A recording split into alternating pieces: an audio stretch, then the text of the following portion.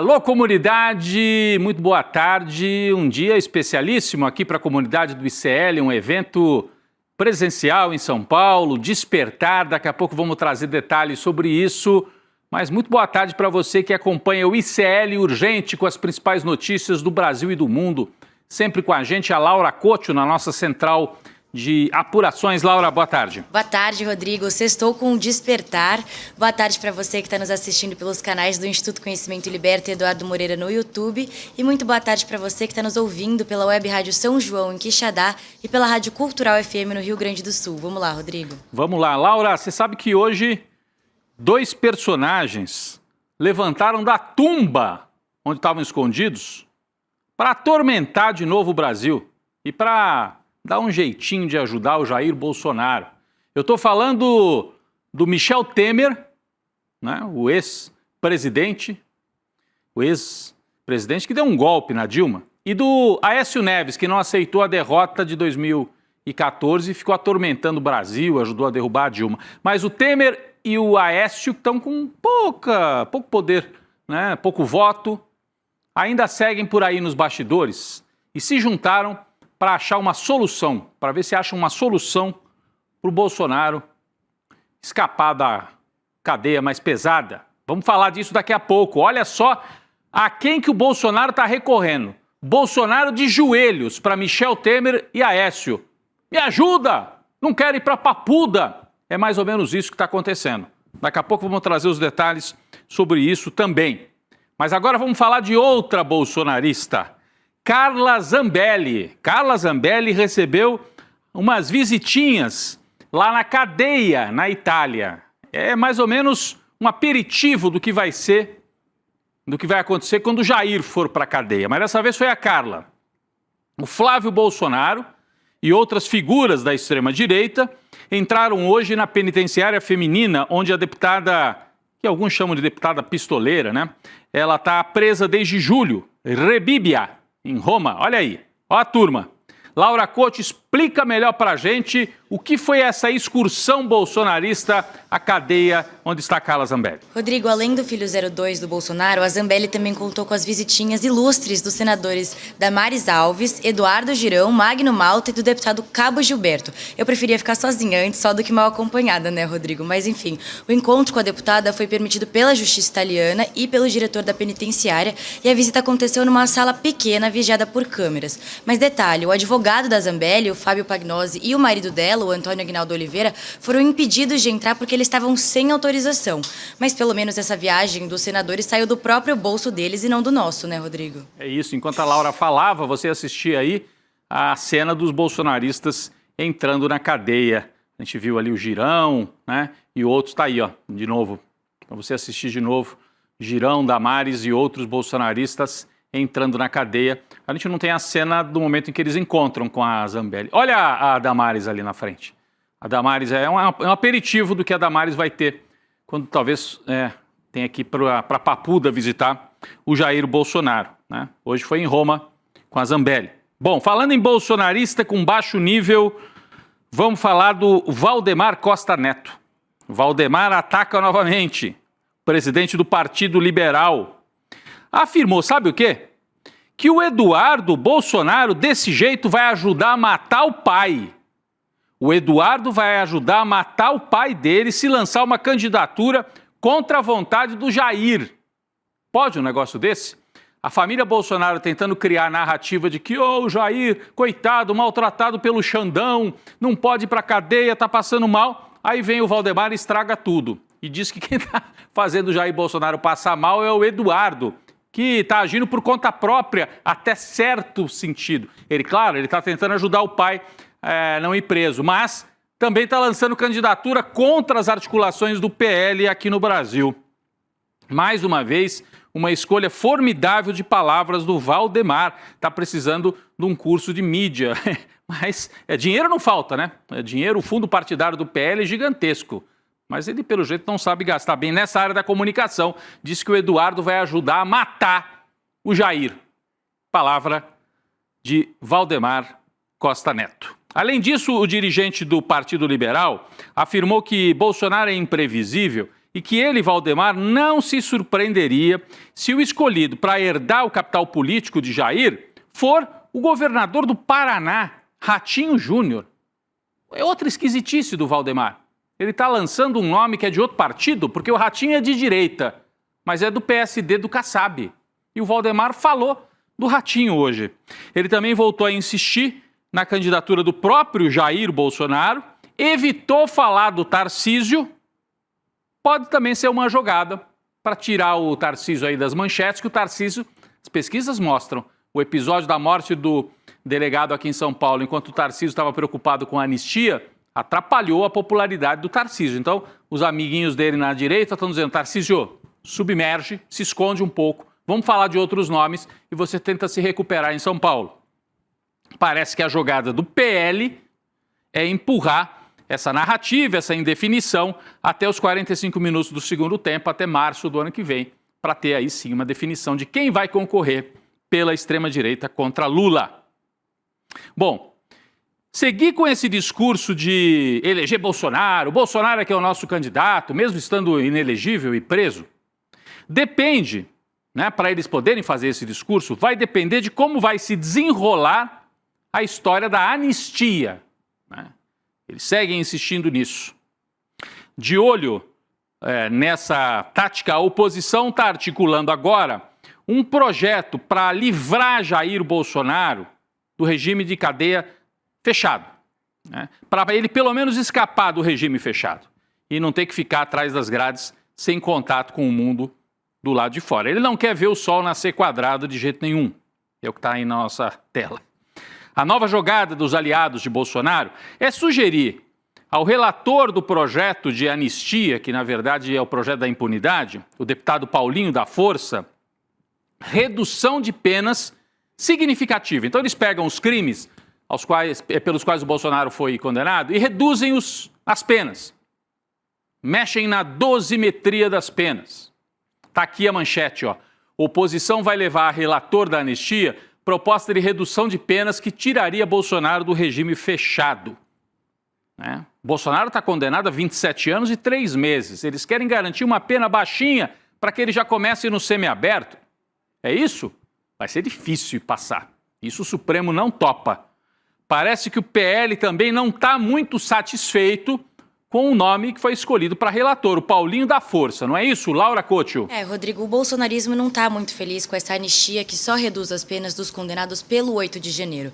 De acordo com a apuração da Andréa Sadi, do G1, os aliados do ex-presidente Jair Bolsonaro se sentiram traídos com essa articulação entre o Centrão e o Partido Liberal para diminuir as penas dos condenados pelos ataques à sede dos 3 poderes. Mas os bolsonaristas estão indo além. Eles defendem que o Jair Bolsonaro publique uma carta retirando o seu apoio a qualquer redução na dosimetria que não inclua todos os condenados, ou seja, que não salve a própria pele dele, né, Rodrigo? E caso isso não dê certo, o plano B seria voltar para essa narrativa da anistia ampla, geral e restrita como um tema principal, mas como a gente já sabe e viu nesses últimos dias, vai ser algo muito difícil de acontecer. E talvez a saída mesmo, a mais plausível, seja tentar tirar o Bolsonaro do regime fechado, Rodrigo. Pois é, Laura, eles estão fazendo conta, né, para reduzir a pena, propor penas menores. Bom, como eu disse agora há pouco, o Centrão mudou a tática e em vez de falar em anistia, porque a anistia o Supremo não vai topar, a anistia é cancelar tudo, dizer não, ninguém paga por nada, não aconteceu nada, não houve golpe de Estado, né? Não, o Centrão mudou de tática e está preferindo falar em nova dosimetria.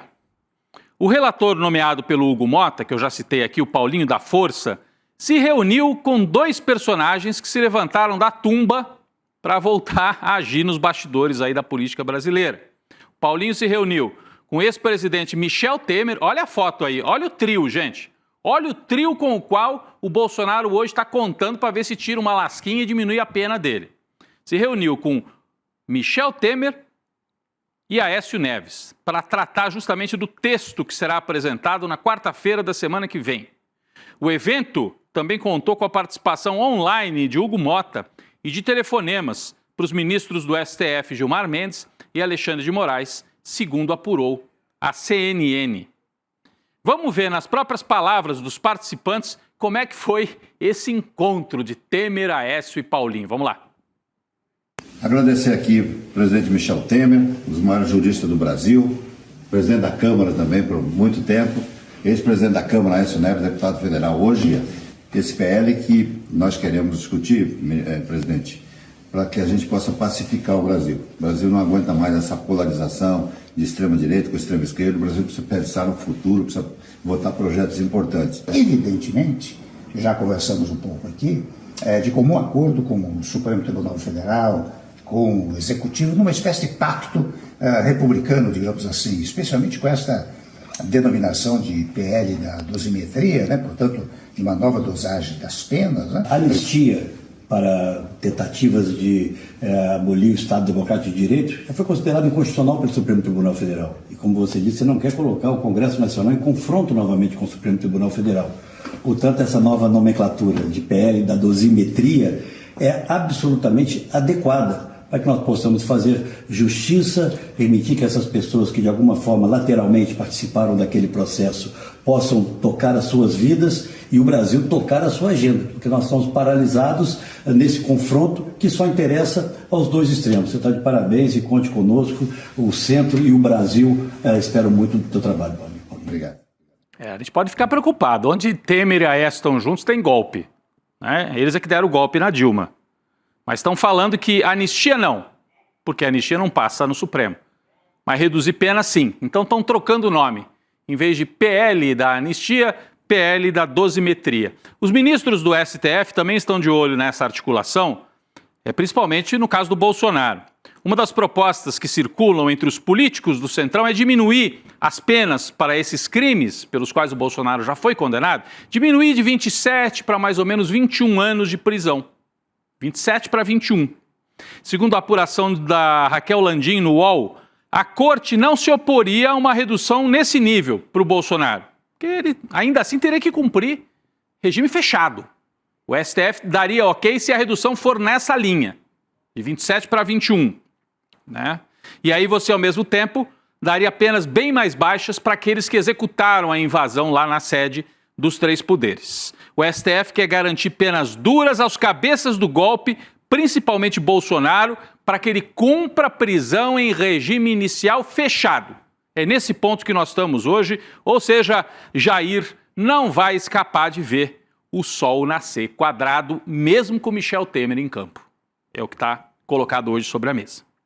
Pessoal, vamos falar agora de coisa boa?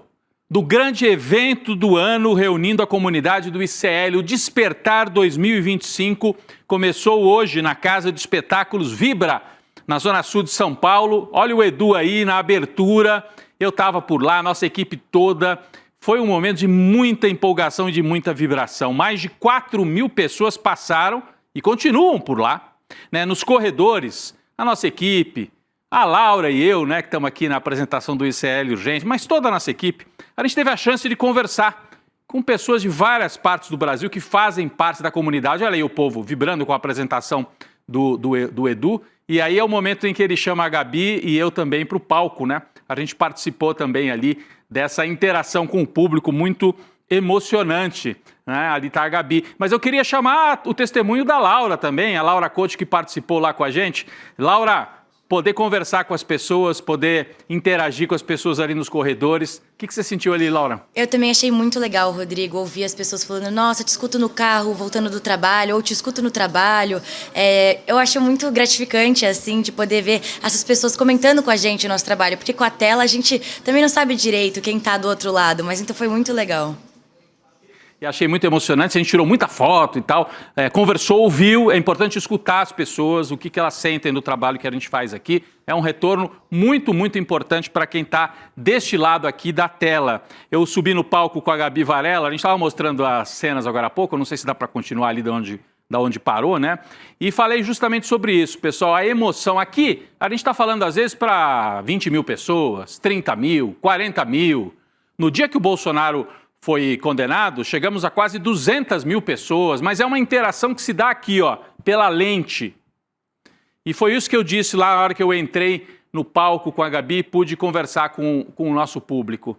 Outra coisa completamente diferente, né? Você sentir o calor humano e interagir com 4.000 pessoas. Olha o tamanho, olha assim, o auditório da maior casa de espetáculos de São Paulo, acho que é a maior do Brasil, lotada na abertura do Eduardo Moreira e depois nas conversas de vários personagens, vários convidados super importantes nesse encontro presencial com a nossa comunidade. Como você está vendo aí na tela, né, o Edu Moreira abriu o evento, falou sobre a importância de resistir, a importância da luta coletiva. O Edu também falou sobre as migrações forçadas no planeta e a delicada situação da Palestina.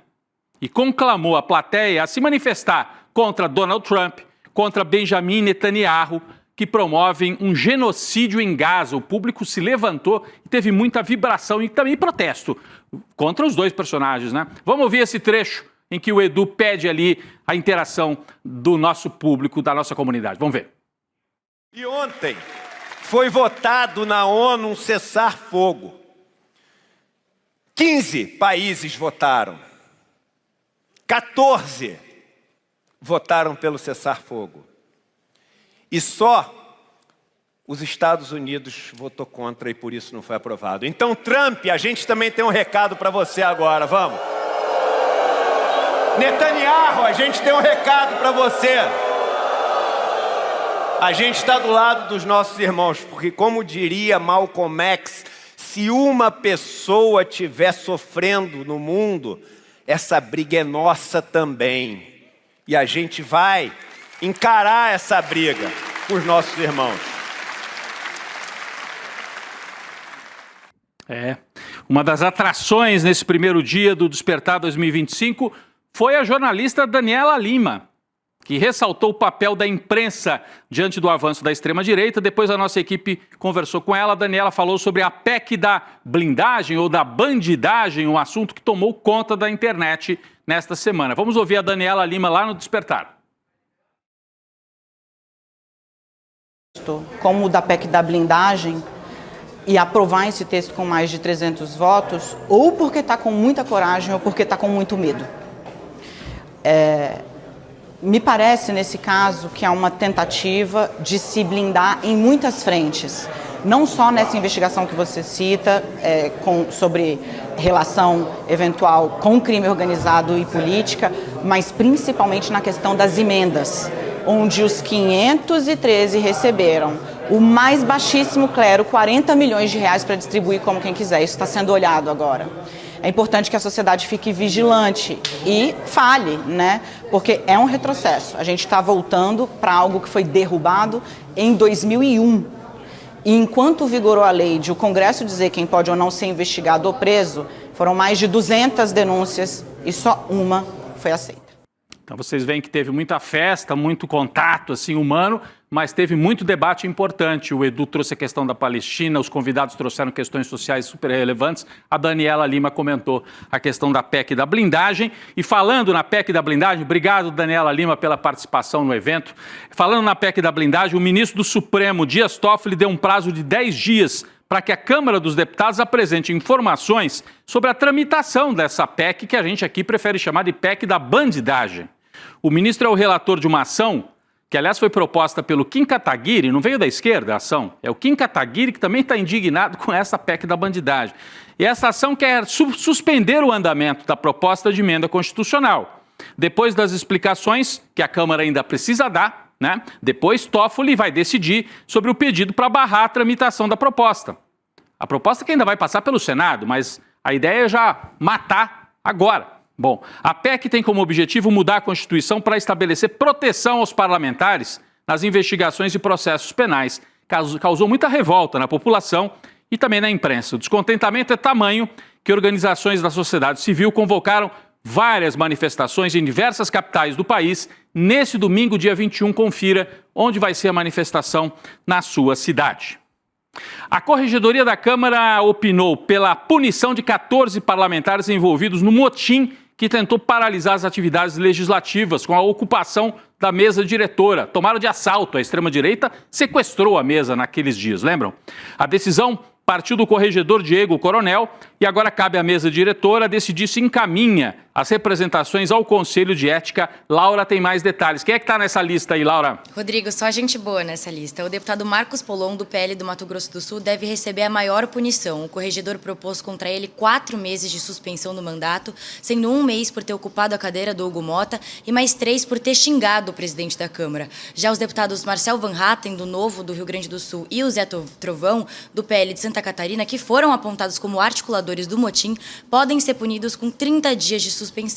Os outros 11 deputados foram punidos com uma censura escrita, que consiste em uma punição oficial da Câmara. O deputado recebe um registro formal negativo na ficha funcional, com uma advertência grave que vai ficar para sempre nos arquivos da casa. Agora, olha essa lista. Os 10 dos deputados punidos com essa censura escrita são do Partido Liberal. São eles Sóstenes Cavalcante, Nicolas Ferreira, Zucco, Carol de Tone, Marco Feliciano, Bia Kisses, Carlos Jordi, Júlia Zanata, Paulo Bilinski e Domingos Sávio. Só gente boa, Rodrigo. O 11º punido com a censura escrita é o Alain Garcês, do Partido Progressistas. E aí, em caso de reincidência, eles podem ser suspensos automaticamente, Rodrigo. Então, pedido de punição, em alguns casos apenas uma censura por escrito, mas em outros casos suspensão de mandato, inclusive para o Zé Trovão. Suspendeu o mandato dele e do Marcel Van Hatten por 30 dias. Vamos ver se isso vai ser cumprido. Hoje, a polícia de São Paulo prendeu Luiz Henrique Santos Batista, conhecido como Fofão. Só que não tem nada de fofão. Ele é o segundo suspeito de envolvimento no assassinato do ex-delegado-geral Rui Ferraz Fontes, que aconteceu na segunda-feira na Praia Grande, litoral paulista. Você lembra? A barbárie completa, né? O assassinato de um ex-chefe da Polícia Civil. O Fofão não teria envolvimento direto com o crime, mas estaria ligado à logística na emboscada que matou o delegado lá no litoral paulista. A morte do delegado Rui Ferraz tem gerado críticas à gestão de Tarcísio de Freitas em relação à segurança pública. O Tarcísio lá metido com anistia para Bolsonaro e deixa sem proteção esse homem aqui, ó, que está na tela, né? O Rui Ferraz, assassinado provavelmente pelo PCC. Mas as críticas ao Tarcísio estão estampadas, por exemplo, na capa da revista Carta Capital. Eu achei uma capa forte que define bem o que é hoje o Tarcísio de Freitas. Olha isso. O ornitorrinco. O que é um ornitorrinco, minha gente? É um animal indefinido. É um animal que tem bico de pato, mas é mamífero. O Tarcísio quer ser tudo e não é nada. Está aqui na manchete. Candidato da Faria Lima, Tarcísio não consegue ser nem bolsonarista e nem moderado. Ele quer agradar todo mundo e acaba não agradando ninguém. O ornitorrinco político. Tem poder? Tem. Tem apoio da gente da grana? Tem. Mas está numa encalacrada, em parte provocada por ele mesmo, por aquelas declarações estapafúrdias na Paulista, xingando o ministro Alexandre de Moraes. Deixa o ornitorrinco aí para ver o que vai ser dele. Bem, vamos para o noticiário internacional rapidinho. O presidente dos Estados Unidos, Donald Trump, continua sua ofensiva contra a liberdade de imprensa. Depois do episódio da suspensão do programa de Jimmy Kimmel na emissora ABC, hoje Trump afirmou que TVs que o criticam podem, talvez, disse ele, perder a concessão. Não diziam que isso aí era coisa de chavismo da Venezuela? É o Trump. Laura Couto tem mais detalhes sobre isso. Rodrigo, o presidente Trump disse o seguinte para os jornalistas a bordo do avião presidencial. Ele disse, abre aspas, as TVs só me dão publicidade ruim. Quer dizer, elas ganharam uma licença. Eu acho que talvez a licença delas deve ser retirada. Em tempo, gente, a ABC cancelou o talk show do Jimmy Kimmel depois que a Comissão Federal de Comunicações, que é liderada por um indicado do Trump, ameaçou tomar medidas regulatórias. E isso levantou preocupações de que o governo Trump esteja realmente restringindo a liberdade de expressão e a liberdade de imprensa. Depois é a esquerda que está promovendo censura, né, Rodrigo? Impressionante. Quer dizer, é impressionante, mas não é nada que surpreenda, né? Porque é o fascismo. É um governo de fascistização dos Estados Unidos, perseguição aos imigrantes, perseguição à imprensa, perseguição a todo mundo que é diferente do que a turma do Trump considera o verdadeiro espírito dos Estados Unidos. Que também não é esse aí, né? Pelo menos aquilo que eles vendiam para o mundo era a pátria da liberdade, a terra da liberdade e das oportunidades. É a oportunidade hoje em dia de você ir para a cadeia ou, se for jornalista, ser perseguido, calado, censurado. Essa situação nos Estados Unidos, o país que também está em guerra contra o Brasil, em parceria com a família Trump. Vamos falar de outro local que tem uma imagem péssima no mundo inteiro, né? Israel, promovendo um massacre, situação em Gaza só piora.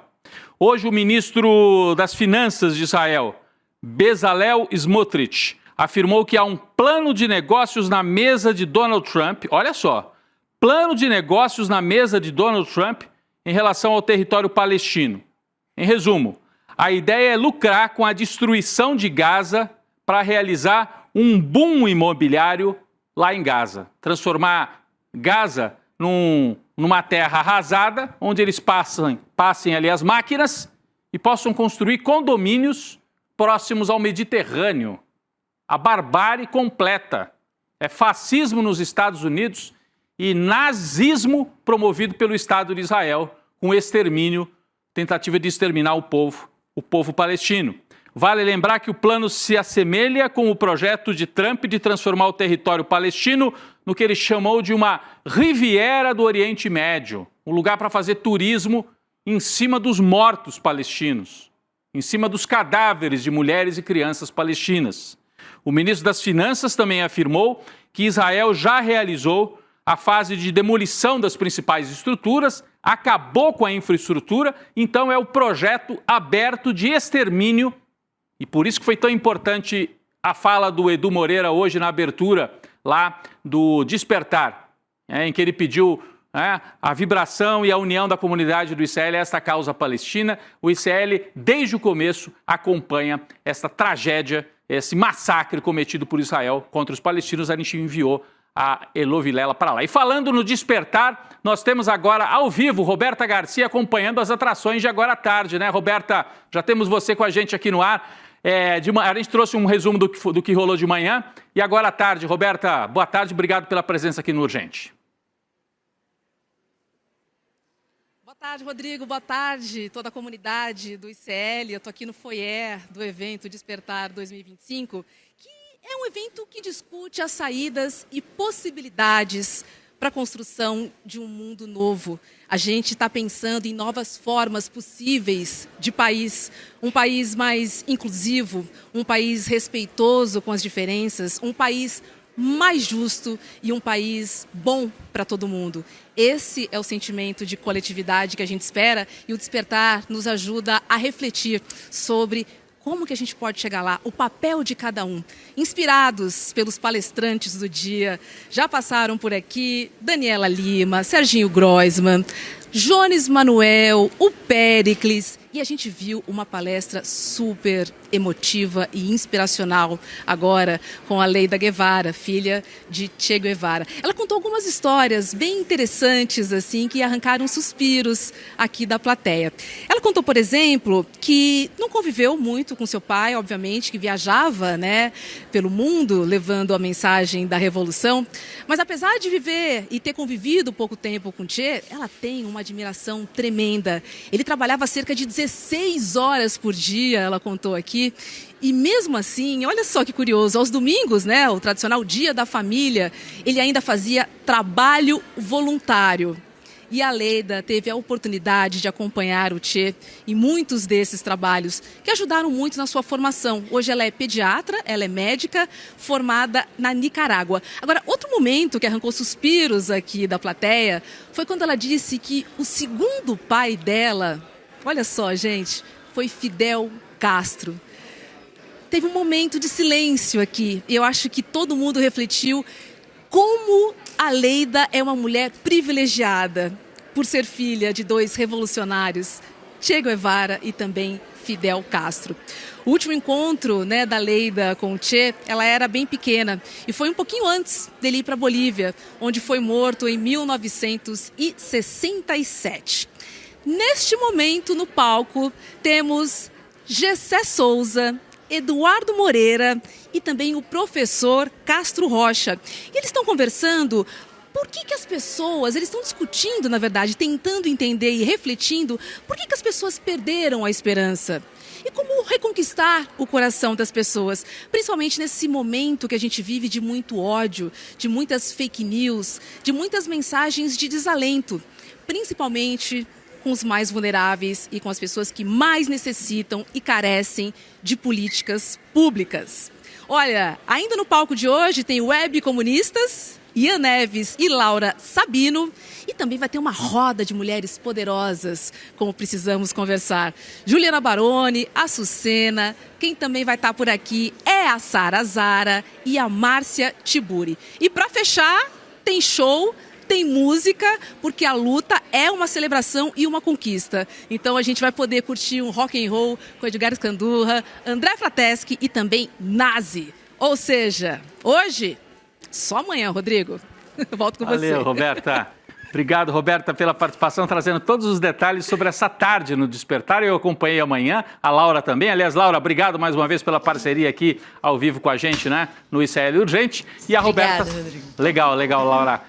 Legal. A gente teve aí os detalhes da tarde com a Roberta Garcia. Pessoal, vou deixar um último recado. O Despertar continua amanhã, sábado, né? O dia final aí do grande evento. Mas a nossa revista digital semanal, que já é um sucesso de assinaturas, ela já bateu em 15 mil assinaturas, você pode participar também. Revistaliberta.com.br, faça sua assinatura, garanta a matéria de capa dessa nova edição. É assinada por James Green e traz justamente Estados Unidos em ruínas, uma democracia em ruínas. Falávamos agora há pouco do Trump e é esta capa da Revista Liberta. Assine revistaliberta.com.br e ajude mais essa iniciativa aqui da supercomunidade do ICL. Vem aí o N2, daqui a pouco eu estou por lá. Bom fim de semana, o ICL Urgente volta na segunda, mas fique aqui com o N2. Valeu, gente. Fala pessoal, tudo bem? Leandro Demore aqui para dar uma notícia incrível. O ICL tem sua própria revista digital, a revista Liberta, um novo espaço de jornalismo profundo, crítico, com a nossa cara, feito para quem quer entender o Brasil e o mundo além da superfície. Na revista Liberta, você vai encontrar os maiores articulistas e colunistas com análise sobre política, cultura, atualidades e, claro, muito pensamento crítico. Esse vai ser o nosso espaço semanal de reflexão em profundidade. Faça agora mesmo a sua assinatura. Acesse icl.com.br/revista. E se você já é aluno ou aluna de algum curso do ICL, tem um benefício especial para fazer parte disso com a gente. Um desconto exclusivo para garantir a sua assinatura. Revista Liberta, é o ICL em profundidade. Você tem um canal, rádio ou TV? Chegou a hora de levar ao seu público o jornalismo que faz história. Democracia! No ICL, você tem acesso exclusivo a Chico Pinheiro. Esses caras fardados sempre estiveram tumultuando a vida democrática neste país. Leandro Demore. Aqui foi tudo tomado pela água, ó. Heloísa Vilela. Porque a mesquita é aqui dentro do campo de refugiados. Juliana Dalpiva em campo. O conjunto probatório é muito forte. Apurando tudo de perto, feito por quem entende. São histórias que mudaram o Brasil e você pode levá-las ao seu público. Seja nosso parceiro. Use nossa programação gratuitamente e fortaleça seu conteúdo com credibilidade. Acesse icl.com.br/parceria. Juntos, levamos a verdade mais longe.